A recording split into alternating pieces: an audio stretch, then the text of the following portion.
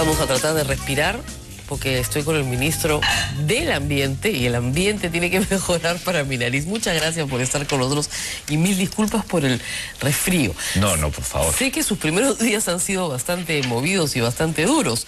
Uno podría creer que el ministro de Ambiente tiene un trabajo fácil y no lo es, la verdad.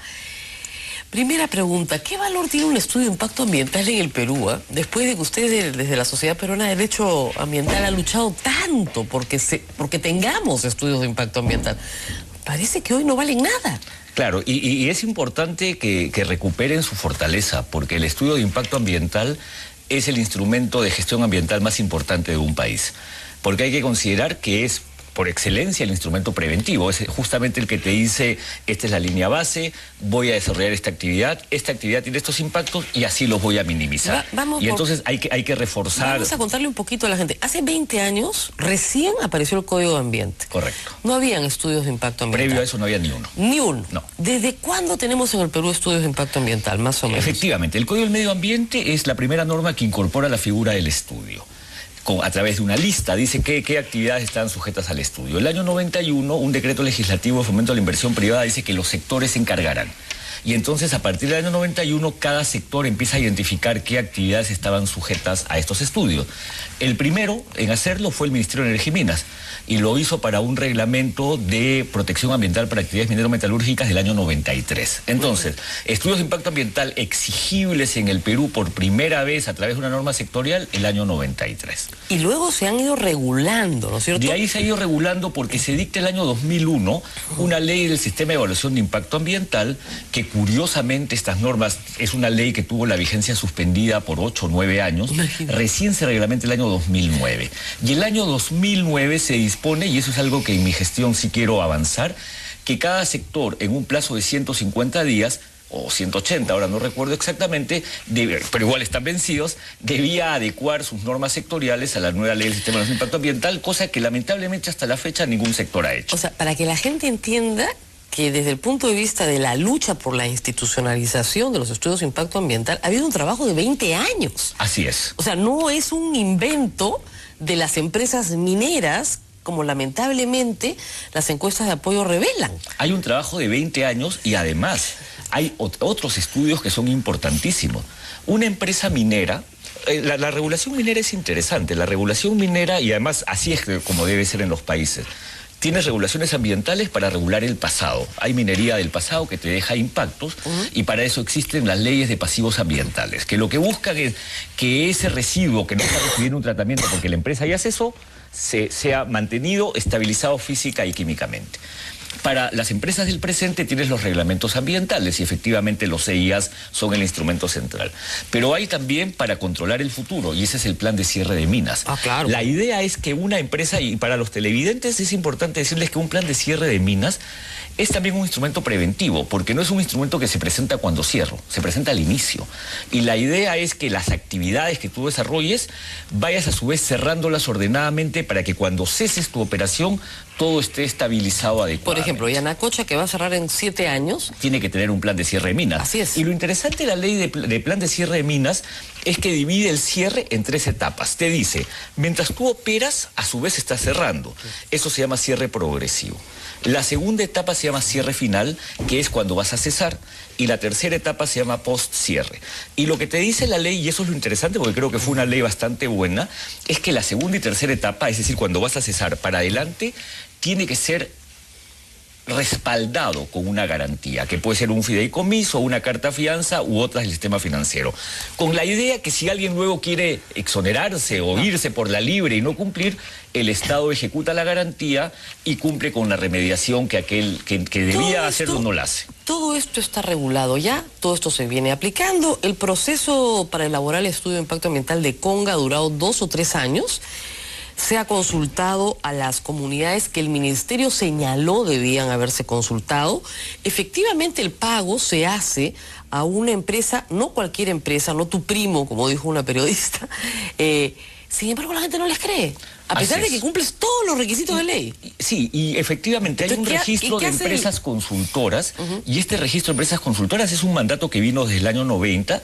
Este registro de empresas consultoras está en manos de los sectores, aunque una norma del año 2008 dispuso que ese registro pase a manos del Ministerio del Ambiente. Yo acabo de asumir hace una semana, y una de las tareas también que me planteo durante mi gestión es que este registro esté en el Ministerio del Ambiente. Eso puede facilitar o dar mayor confianza, y efectivamente es un proceso en donde se paga, ¿no? Y lo tienen que pagar obviamente las empresas. Y ahí tú te... Bueno, ¿cuánto vale? ¿Cuánto cuesta? En realidad depende mucho, claro, pero por ejemplo, de lo que es. No tengo exactamente cuál ha sido el costo, digamos, de este proyecto, pero es bastante costoso, ¿no? Claro, la pregunta es, ¿puede el Estado peruano asumir el costo de esos estudios con presupuesto público? No, yo creo que no tiene por qué asumirlo. Y en realidad lo que tú puedes generar son mecanismos para que se busque la mayor objetividad respecto al pago.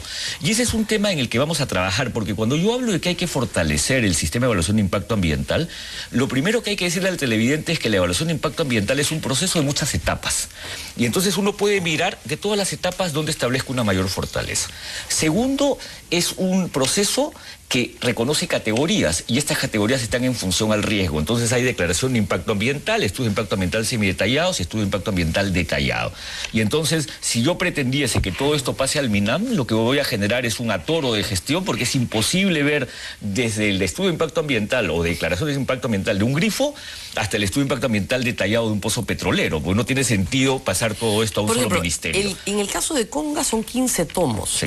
Que nadie ha leído. Eso es otra cosa interesante, cómo funcionan las percepciones. Yo he leído el resumen ejecutivo, que tiene más de 90 páginas, pero le aseguro que tiene como 138, en realidad, el resumen ejecutivo. Sí. Yo he leído ese resumen ejecutivo. Eso yo le aseguro que es bien difícil de entender. Además, no lo ha leído nadie, o muy poca gente en el Perú. Sin embargo, la gente no le cree a un documento que no ha leído. Sí, porque esa es la percepción. No le creo. ¿Por qué? Porque hay frente no le creo. Tú has utilizado un término que a mí me parece apropiado, el tema de las percepciones. Es cierto que, por ejemplo, el hecho de la aprobación sectorial es un tema que parece generar desconfianza. Entonces se está trabajando desde el gobierno en recuperar esa confianza.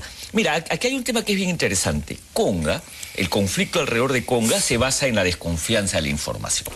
Se basa en la desconfianza sobre quién lo aprueba, pero básicamente todo gira en la desconfianza de la información, ni siquiera sobre la totalidad de la información del estudio, sino sobre algunos aspectos muy concretos. Entonces, ¿por qué se ha planteado la idea del peritaje internacional? Justamente para compensar aquello que generó desconfianza. Pero esto va asociado a otra pata de la mesa, y la otra pata de la mesa es la gente exige, demanda, tiene expectativas de mayores beneficios que una actividad productiva como la minería puede generar. En Cajamarca, por eso se ha instalado una mesa de desarrollo en donde ha estado presente la ministra de Inclusión y Desarrollo Social, el ministro de Transporte y el ministro de Vivienda. Y hay una tercera pata que uno podría señalar claramente, que el presidente Humala lo anunció ya hace 2 días. Vamos a trabajar una relación en donde lo social esté adelante cuando hablamos de una actividad minera. Lo que te quiero decir, y lo he dicho en otros medios, hay que desconganizar la agenda, y desconganizar la agenda pasa por reconocer primero que pueden haberse cometido errores y que el gobierno está dispuesto a escuchar, pero a su vez está dispuesto a actuar. Y cuando hablamos de actuar, decimos, ok, este es un problema concreto que lo vamos a solucionar justamente cubriendo aquello que generó desconfianza, información, y por eso el peritaje. Pero no se trata que el peritaje se repita para todos los casos. Este es un caso concreto, un caso que requiere mejor información. Vamos por el tema del peritaje, porque hasta el momento es ilegal. No es exactamente ilegal, porque mire, en la administración pública nadie puede hacer lo que la ley no manda. Correcto, pero si tú tienes una situación en donde finalmente frente a las recomendaciones se produce un allanamiento o se produce un consentimiento de vamos a cumplirlo, eso es absolutamente legal, ¿no? Es una vía en todo caso legal para subsanar. Obviamente no está escrito en la ley la necesidad de los peritajes, pero si las partes se allanan a los resultados, entonces... Ahora, la pregunta que le dejo planteada para irnos a la pausa es, no me cabe la menor duda de su compromiso con el tema ambiental. Tiene más de 20 años trabajando en el tema y es respetadísimo en esa materia. Lo que sí temo es que las personas que están discutiendo este tema en Cajamarca no tengan tal compromiso, sino más bien tienen un compromiso con una agenda política. Porque si el tema fuera técnico, exclusivamente técnico, no habría ninguna discusión sobre si vamos o no a un peritaje. Estaríamos discutiendo quiénes son los peritos, de dónde vienen, quién nos da confianza.